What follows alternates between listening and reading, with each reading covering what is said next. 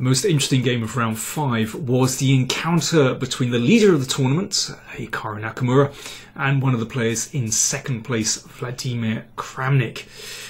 Now, these two players often have really uncompromising fights. That's just in their nature. They try to always keep a little something in the position to try and play for a win, and I think today's game was a really good example of that. So we join the game after 18 moves. Now Kramnik has steered the game into an endgame where he certainly has the better chances. This bishop strikes across the board, so those pieces are a little bit sensitive. This knight can hop in here. He would very much like to try to get the rook in on this entry point d7 as well. So this is a difficult position for Nakamura. It looks like he needs to connect the rooks, but the problem is that if he castles, then it makes it much easier for a rook to head into d7. Probably after this, and then maybe rook d1, and there's always this possibility to play rook d7. Problem is, where is black's counterplay in this kind of position? But Hikaru found an excellent way to solve the problem of this rook, and that is to open up the h-file.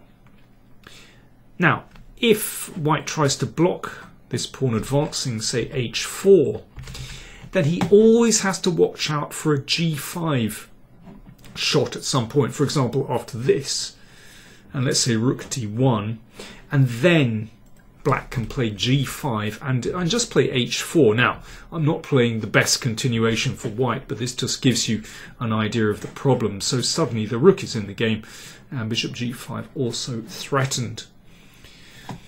So understandably, Kramnik did not play h4 here, and he just doubled the rooks.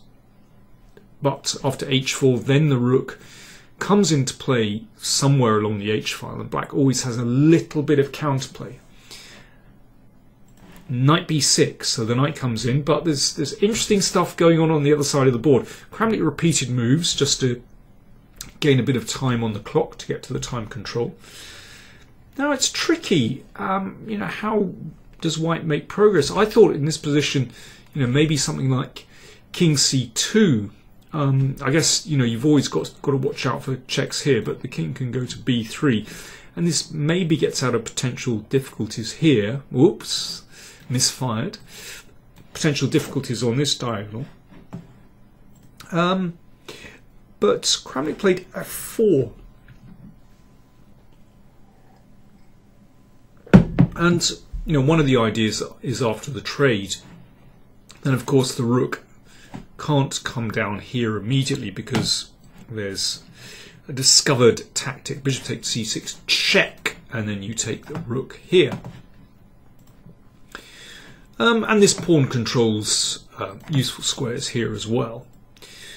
So Nakamura played rook h5, so he's bringing his rook into the game. And now Kramnik came up with quite an extraordinary idea, and this is typical of his creativity in such positions. At the moment there seems like no good entry square. But he found this idea, knight a8, and then he brought the rook into d7. So he's sacrificing this knight on a8. Now, it would be foolish to take this knight, because then after rook takes pawn, the knight is threatened. Now if it retreats, then we can take here and take the rook. So the knight shouldn't retreat. But if rook c8, then protecting the knight, but we can just take and give a check on b8, and that wins piece back. So black would have to play rook c5, but white gets the piece back with this move, rook c7. Now this isn't definitely winning, but certainly white has some winning chances in this endgame. Maybe rook takes, maybe bishop takes. White is, after all, a pawn up. So instead of that, Nakamura played rook h2, hitting the knight. Excuse me, hitting the bishop. And this is terribly complicated. I mean, the players analysed after the game bishop f3 to a great depth. I mean, it's all very subtle, but I mean, bishop e4 is probably as good. And once again, you know, obviously the tactics work for white if the knight is taken. Nakamura played rook e2, and only here did Kramnik take on c6. So first of all, rook takes bishop, then rook takes pawn, and obviously white is a clear pawn up there. So pawn takes, and now knight c7 check, so the knight returns. And here is the idea of tempting this rook away from the h-file. Kramnik wants to use the h-file for himself to get some activity down here on one of these squares. So the bishop must come to f6 to guard h8. And this is, I mean, it's an incredibly complex position. You know, obviously black has counterplay now with his rook on the second rank, but white's rook is also incredibly dangerous here. Now rook h7 doesn't achieve too much at the moment because of bishop g7. So knight takes pawn. Now white isn't actually winning a pawn here because the rook comes over to hit the knight. And after c5, the knight has to relinquish control over the pawn, so it has to move away, and black takes on a2. King b1, the rook goes back. And here, rook h7 looks very tempting. And then to play knight e5. But actually, king g8 is a good move. I mean, the players were looking at this afterwards. Vlad said he was looking at this and was trying to somehow make this work. But, you know, a move like rook f6, if he wins a second pawn, then things could be interesting. But in this position, black has sufficient counterplay on the queen side here. And there are various other things that white can do. But it's not quite good enough. So Kramnik took on c5. So he's a pawn to the good. But the problem is, after rook b8, then threatening this pawn here, then white's pieces are a little bit displaced. If knight b7, then rook g2, and this looks very awkward, you know, the knight is pinned. So Kramnik played rook b7, but after the trade of this, well, really excellent rook on the 7th rank, then, although white is a pawn up, black is left with this really beautiful active rook. And of course, advancing these pawns on the queen side is going to be very difficult when black's bishop would suddenly turn into a beautiful piece.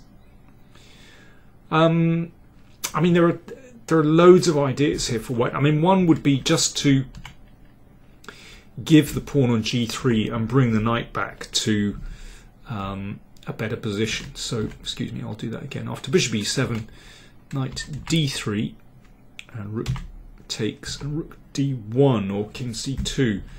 And this, of course, is very double-edged because although white has found some kind of security bringing the knight back, and now he wants to push the pawns.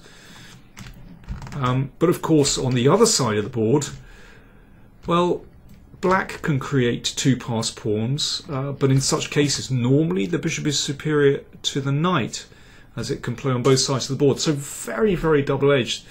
And Vlad just thought, no, there's no need to go in for that, because actually, it's possible to lose that with white if you're careless.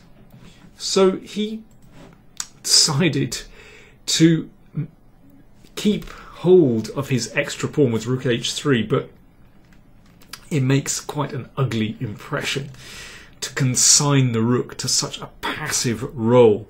And here Nakamura played excellently. First of all, he creates his own passed pawn, so clearly, I think, allowing this pawn to be isolated, then black can attack it very easily, not too clever.